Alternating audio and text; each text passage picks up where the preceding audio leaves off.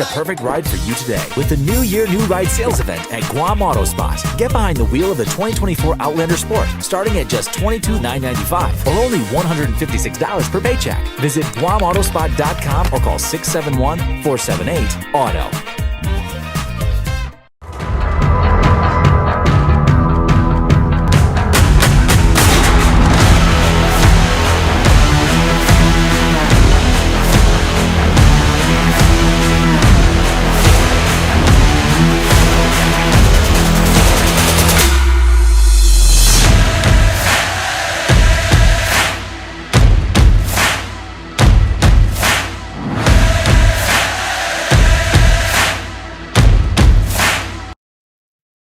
Head on over to Cold Stone on this hot day for that classic soda shop feel, but make it ice cream.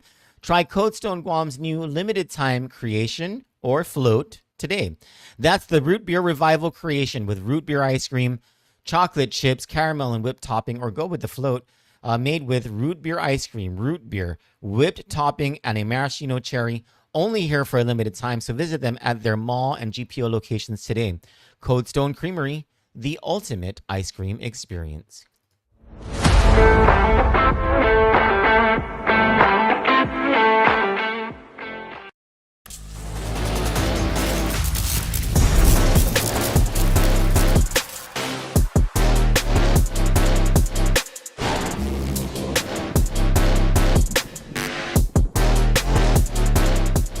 Buy fuel, get Wendy's. Drive to your nearest 76 Circle K and get free Wendy's. Yes, free. Fuel up with $30 and score your choice of a 6-piece crispy chicken nuggets or a juicy junior cheeseburger deluxe. Fresh, hot, and packed with flavor. But hurry, quantities are limited and this delicious deal won't last long. So hit the road to 76 Circle K, fuel up, and get Wendy's free before it's gone. You or someone you know looking for a job? Well, Sentinel Security is hiring and they're offering starting pay between $10 to $15 an hour, and they'll train you too. Email them today that you're interested at sentinelsolutionsguam@gmail.com. Sentinel Security, Guam's most reliable security solution for your home and your business. Kickstart your day with one of Wendy's Guam's breakfast faves, the morning melt panini, the breakfast burrito, or sausage, egg, and cheese English muffin. Your mornings just got delicious, so head to Wendy's for breakfast from 6 to 10:30 in the morning on weekdays and from 6 to 11 a.m. on weekends.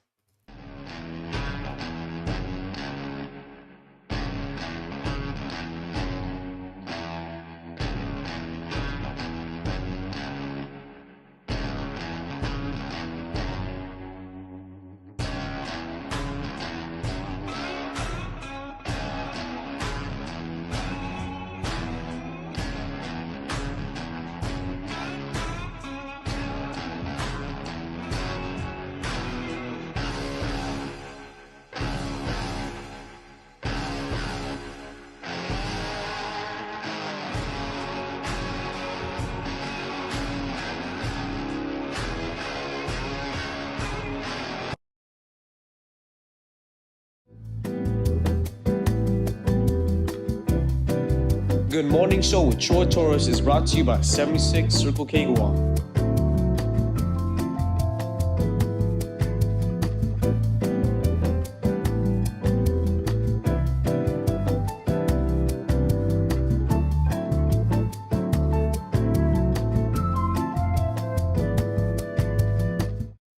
Good morning, my friends. It is 9:07 a.m. on Thursday, August 21, 2025. My name is Troy Torres, and it's a beautiful day.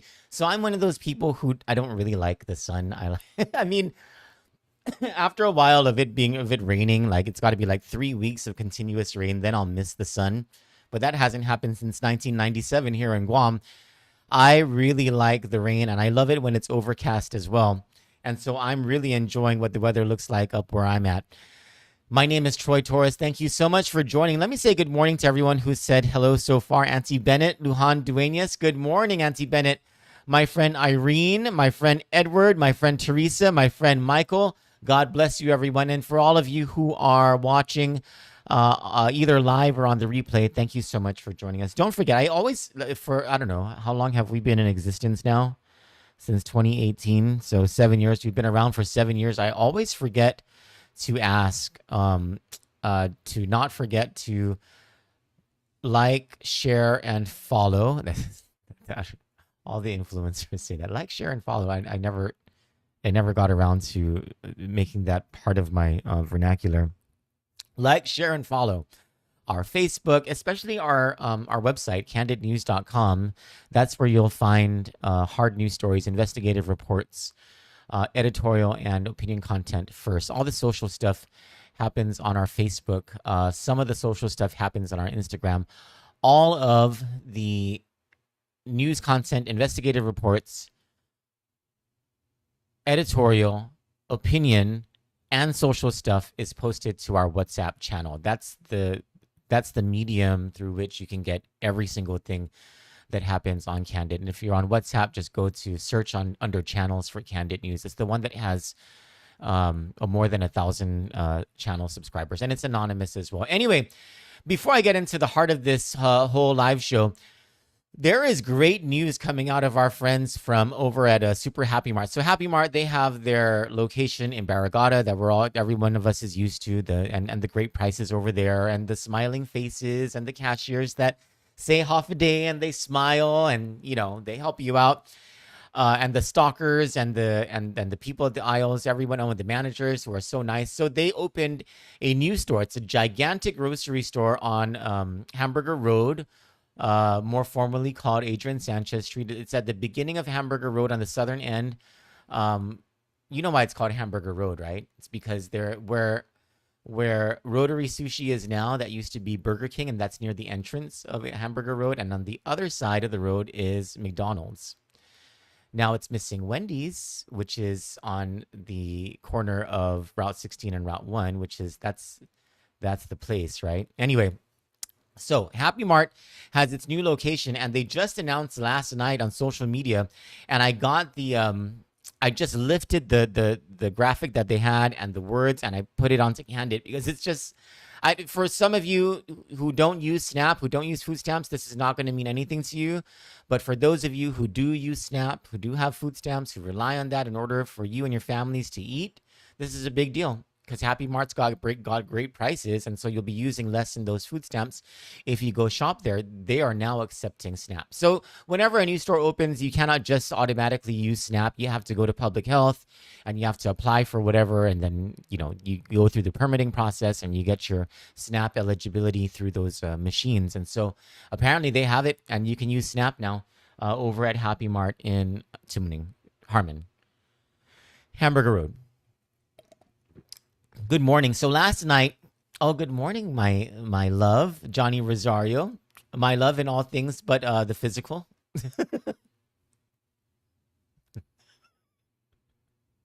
Me and the opposite sex. Anyway, last night we published a story based on a response that we got from public auditor BJ Cruz. Now, yesterday afternoon, I have to, this is significant, okay? The time that this request went out. Yesterday afternoon, I would say around 2 p.m., I think it was. Stand by. Oh, goodness. I'm just looking at something. Totally unrelated to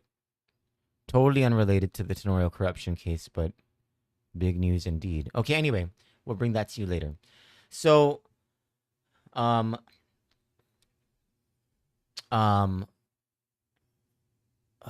was I saying? Sorry, it's pretty big news. I was going to check what time I sent that email to public auditor BJ Cruz, because this part is significant. Okay. Cruz. At 1:46 p.m.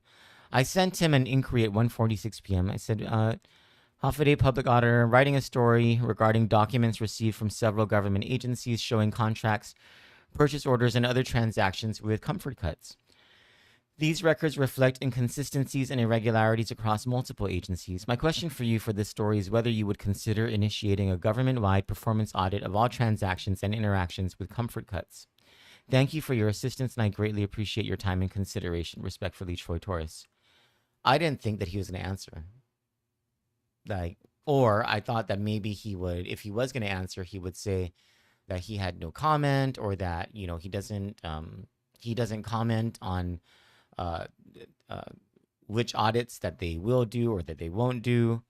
Um, and just to be completely frank, one of the reasons I didn't think that he would comment about it is because Public Auditor BJ Cruz in his previous political life was a Democrat, and in his previous political life, when he was a senator, his chief of staff at one time was now Lieutenant Governor Josh Tenorio, and there's also a family relationship, right? And so I really didn't expect him to respond. I thought that maybe my question to him might have been, so much of a personal burden on him that understandably he wouldn't want to respond. It doesn't mean that he wouldn't do his job, just that, why. I was surprised. I was surprised when at 5:49 p.m., so 4 hours and 3 minutes later, relatively fast for the head of an agency, the head of an entire, elected office, to respond to a request, especially a request such as that. He responds with, "I will submit request to hotline committee to be considered for our 2026 audit plan." And it isn't just his response, the fact that he responded at all, and the fact that he responded with a referral to the hotline committee for inclusion in the 2026 audit plan, which is a big deal because that's the plan that determines what the resources of the Office of Public Accountability are going to be spent on for that entire calendar year. What also is significant about this response is that he copied 5 auditors within his office. And this morning, I was able to get confirmation that at least one of them is on this hotline committee because of her response to her reply all to the public auditor's email to us. So this matter has been referred for the hotline committee to consider inclusion of a performance audit of the multiple agencies that have awarded contracts to Comfort Cuts. And why this is further significant is because of what Attorney General Douglas Moylan told us on Friday, and that was that his government corruption division had launched a corruption investigation into the Comfort Cuts contract over at the Department of Parks and Recreation. And when we asked the Attorney General, would you consider expanding this beyond the Tigwak Cemetery contract over at Department of Parks and Recreation, he said that one of the factors that would determine something like that, he didn't want to jump ahead, right, on the salaciousness of the question. He said that one of the factors that would determine, how his investigations are done is whether there are audits by the public auditor that can provide the sort of irrefutable evidence, the numbers, numbers don't lie, that will aid his investigators and his prosecutors in looking at these things and possibly developing a case. So the fact that the public auditor has responded positively to a consideration of government-wide audit on the multiple agencies' transactions with the lieutenant governor's family's business, the business that has received, by our calculation of the 13 agencies that we FOIA'd for transactions and documents, between those agencies and Comfort Cuts, 10 of them responded that they have, and they provided. Some of them already provided. Some of them have asked for an extension in order to provide the multitude of documents in the purchase orders, the invoices, etc., to Kandit, so that we can continue our investigation on, how much money in public funds has the lieutenant governor's family received since the lieutenant governor became the lieutenant governor. It is a perfectly valid question that all of us should be asking, and for which the administration should be providing an answer. And when you so there's way more to this. The significance here goes well beyond what I've already said. For instance, in October of last year, was it October? Stand by, let me look at the audit. Pardon me, in February of this year, even sooner, in February of this year, and you all have to spank us in the media for not paying attention to this. Number one, for not being on this story since 2019, when the first transactions with the lieutenant governor's family started to happen. From 2019 all the way to 2025, what it took was KUAM's Jo Nuggan Charfers in her investigative reports on the Tigwak Cemetery to wake up the media and the island to the fact that the lieutenant governor's family had been making all this money in public funds since the time the lieutenant governor came into office. This has been silent for the past, 6 years?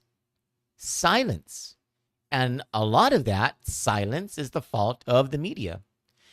Because in February of 2025, when the public auditor came out with an audit, something that we in the media should have covered with fidelity to our purpose, the entire reason that we exist as the fourth branch of society, as the fourth branch of government, so to speak, as your watchdogs, is to report on stuff like this, and not just to report what we see in black and white, but to delve in beyond the black and white, to go further into what is provided here. And I'll tell you, you know what? It's not like we haven't all been working our butts off in the media. Resources are thin, you know. We don't have as many reporters and editors as there used to be. Newsrooms are not as funded by advertisers as they used to be. And so it's not like, but the time that we spend on such stupid things like fights that happen in the legislature take our attention away from stuff like this. Because in February 2025, when the public auditor released its financial highlights on its audit that they did on Department of Chamorro Affairs non-appropriated funds, and you just go to the bottom of the second page of the highlights, and it says in a management letter that the Department of Chamorro Affairs did not record prior year adjusting entries identified through the financial audit, which resulted in catch-up of adjustments for the net position beginning balance. That's a red flag right there. And then the second point, accounts receivables and payables had credit or debit balances and balances outstanding for more than a year. Another red flag. And then the audit management letter said there was no segregation of duties between the preparation and posting of journal entries and the preparation of monthly bank reconciliations. That's another red flag. And then when you go through these financial highlights and you see that that one of the material weaknesses of the Department of Chamorro Affairs is its failure to follow corrective action by the public auditor from previous audits, and one of those is hire an accountant. Hire an accountant to go through the contracts and the leases that you guys have at Department of Chamorro Affairs. And then you look at these financial highlights and you see the public auditor right here. It just says, this is in black and white. Total expenses increased by $134,000 or 41% from $330,000 in fiscal year 2022 to $464,000 in fiscal year 2023. A 41% increase in expenses is a very big deal in the government of Guam for any program. How did we not catch this? And then start to wonder, why is there a 41% increase in expenses at the Department of Chamorro Affairs for non-appropriated funds? Why did it go from $330,000 in FY22 to $464,000 in FY23? And we wouldn't have to look very far, because in the next sentence, there's at least a general explanation.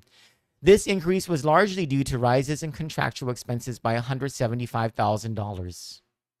A rise in contracts of $175,000, which is more than 50% of the $330,000 in total non-appropriated funds expended in fiscal year 2022.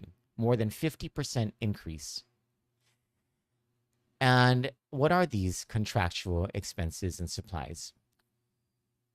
The audit says, due to leak repairs, HVAC maintenance and repairs, janitorial services, and groundskeeping services. And who has the contracts for janitorial services and groundskeeping services according to the documents that we've received from the Department of Chamorro Affairs? That's right, the Lieutenant Governor's family business, Comfort Cuts.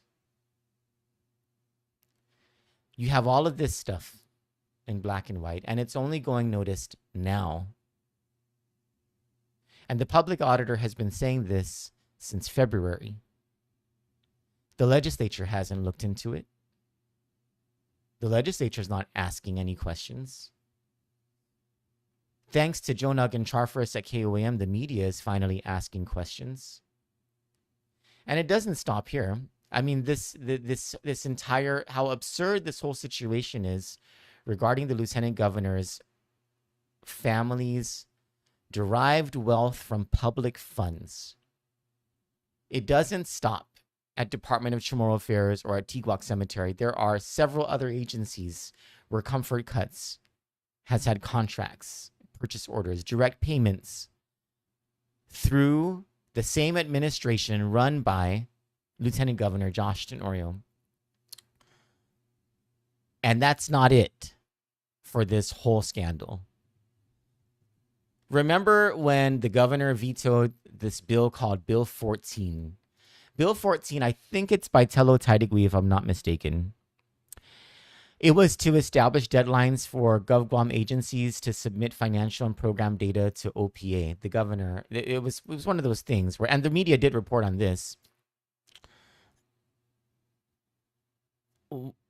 Why did the governor have a problem with that bill? And so the going line, at least from the governor's office, was, the delays in the previous audit, the previous timelines had to do more with OPA's contracts on the independent auditors and all this stuff, right? And so it seemed at the time like a valid argument. This bill, if implemented, would have implemented a $250 per day, I think, fine, or no, I'm sorry, per 30-day fine to the heads of each agency that had failed to send over to OPA the required documentation in order for OPA to do the annual audit of the government of Guam on a timely basis. And when the bill first came out, I think it's by Telo Taidagui, if I'm not mistaken. I don't remember exactly. But when the bill came out, it seemed like such a good idea. And then the governor had her reasons for vetoing it. And that sounded good.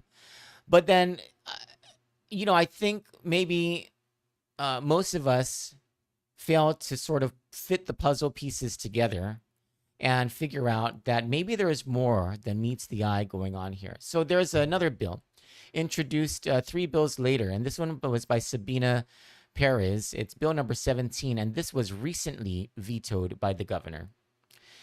It was introduced by Sabina Perez, Telo Taidagui, Therese Terlahi, and Chris Barnett. And in this last round of legislation that had been passed, vetoed, and lapsed into law, this was one bill. I think there was only one bill that was vetoed, and it was this one. And this is a bill that would have required, or that would have allowed OPA, or the public auditor, to file a petition for writ of mandate to force the implementation of OPA's recommendations and attendant corrective action plans. So in each of these audits that the OPA releases, he makes recommendations, and then he requires the submission of corrective action plans from the agencies in order to either argue logically and correctly that the OPA has made some sort of mistake in his recommendations or his understanding of a certain program, okay, which is rare. But more importantly, for that agency to write down a plan with timelines and everything on how it's going to address these recommendations, these deficiencies, these material weaknesses, these qualifications that are found in these independent audits. And what OPA is finding, and this is not just in this administration, this is also in the prior administration. Only the Camacho administration did a darn good job of clean audits and relatively clean adherence to corrective action plans. So the Calvo administration started to lag off, and then things got really bad in the Leon Guerrero administration, where you had agencies just ignoring year after year, ignoring corrective action plans. I think like one of the only agencies that is really clean is the Port Authority of Guam, in how it responds to, or in how it does in its audits. And even where they have few material weaknesses, their corrective action plans are submitted, and then every single year you see that they're implementing what they say that they're going to implement. It's one of the very few agencies where this applies. So Senator Sabina Perez, she introduced this bill. The legislature passed this bill that would allow the public auditor to force the agencies to adhere to corrective action plans. to submit corrective action plans and to adhere to corrective action plans, meaning to be far more transparent and to follow the checks and balances, the internal controls set up by the government and by government accounting standards to the T, so that we in the public know that our money is being spent the right way, so that things like, the doubling of contractual amounts and purchase orders over at Department of Parks and Recreation don't happen on a year-to-year basis without anybody noticing. So that, for instance, when the Chamorro Village is closed, people start to question why there are contracts ongoing for which the public is paying for services over at the Chamorro Village during the pandemic. So these are the stories. These are the sorts of stories that we're going to continue to be bringing you as the days go on. As we get more of these disclosures from the agencies, not only are our minds blown about how did we all miss this, and how much money has inured to the benefit of the lieutenant governor's family since he became the lieutenant governor, and how is anybody okay with any of this? But our minds are also blown at how much work there is going to be between now and the start of the Tenorio corruption trial, now scheduled for December 1 of this year.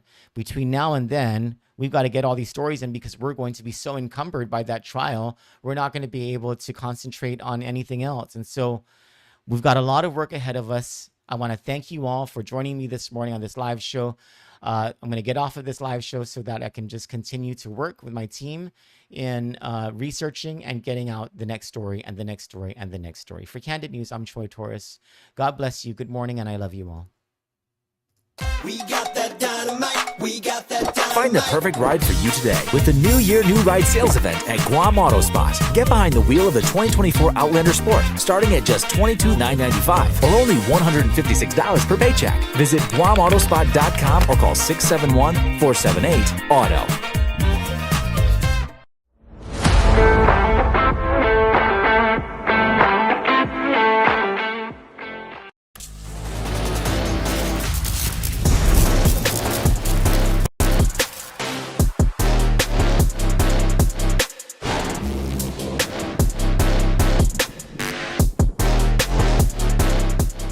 Buy fuel, get Wendy's. Drive to your nearest 76 Circle K and get free Wendy's. Yes, free. Fuel up with $30 and score your choice of a 6-piece crispy chicken nuggets or a juicy junior cheeseburger deluxe. Fresh, hot, and packed with flavor. But hurry, quantities are limited and this delicious deal won't last long. So hit the road to 76 Circle K, fuel up, and get Wendy's free before it's gone.